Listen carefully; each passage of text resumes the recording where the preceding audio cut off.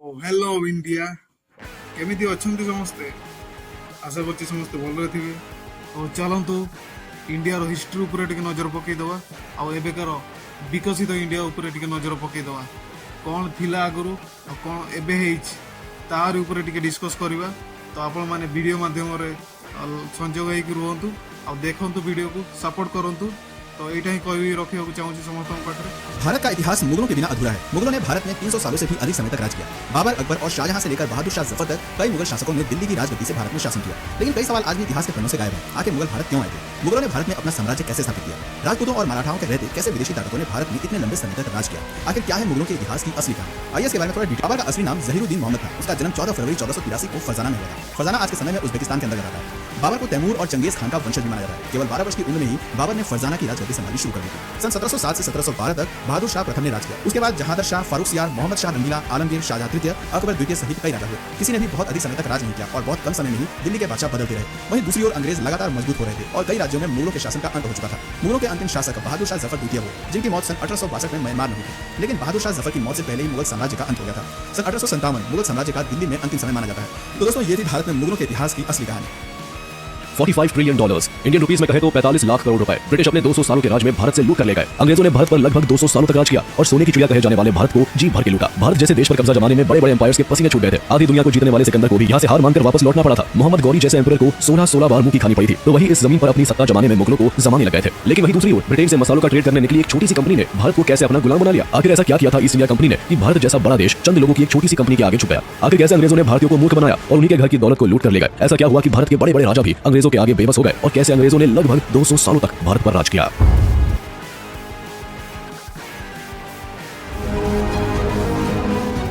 26/11 के मुंबई आतंकवादी हमलों की आज 16वीं बरसी।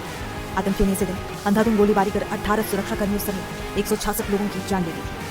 देश की सबसे सुरक्षित जगहों में से एक मुंबई के ताज होटल, इसके बाद ओबेरॉय ट्राइडेंट होटल और नरीमन हाउस पर हमला किया।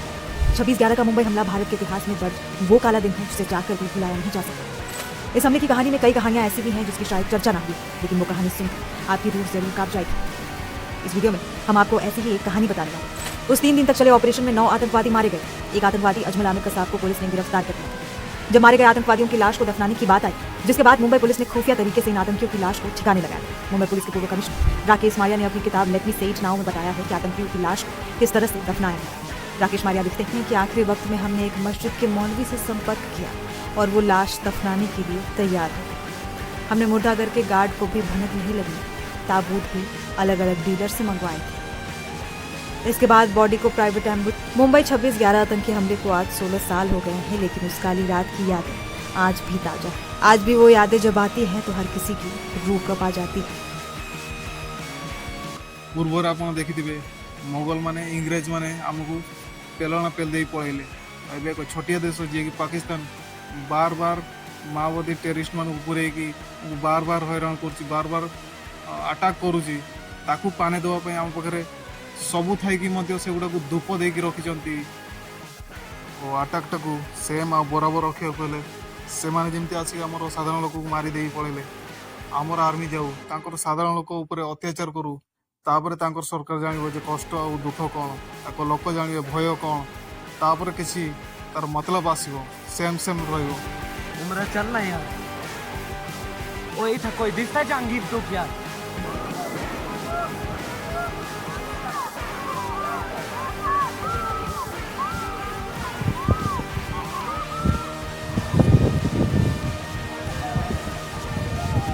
उम्र उम्र वो था जो दे यार, उम्र चल ना यार, दे यार मौत ही कसम इधर गई।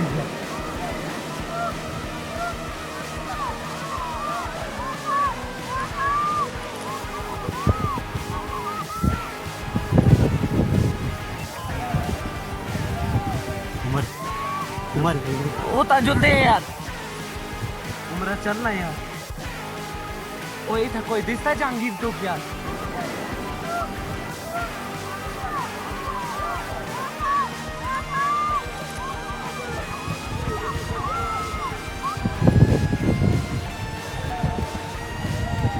उम्र उम्र वो था जो दे यार। मत लो मैडम, हम आ रहे हैं। खुदाया कहाँ पे है आपका बेटा, कहाँ पे है? कोई बात नहीं, हम इनके साथ हैं। ये प्रेसिडेंट है ना वहीद साहब, ये यूनियन का मुझे। क्या बोलते भेलपुरी खाड़ी हाँ, साइड में ठीक है। एक इंसान आया, उसने उसको गोली मार दी। यहाँ पे उसने बोला कि ये शायद मुस्लिम नहीं है, उसने उसको गोली मार दी। नहीं, आप टेंशन मत लो। अब बेटा आप यहाँ पे रहो, हम साथ में। मैडम ये जो वहीद साहब है प्रेसिडेंट, आप टेंशन मत लो। मेरे बेटे का बच्चा लो। हम बचा देगा, कोई बात नहीं। भैया जब समझ युवा डिजाइन ठीक है, हम बचा देंगे, आप टेंशन मत लो। मैं आ रहा हूँ। मैं कहाँ पे आपका ये हस्बैंड? क्या हुआ इसको, क्या हुआ? Please ask for help. We don't need Okay, don't worry. You okay? You need a water, sir? Just Huh? ask for help. Okay, you first you give the help.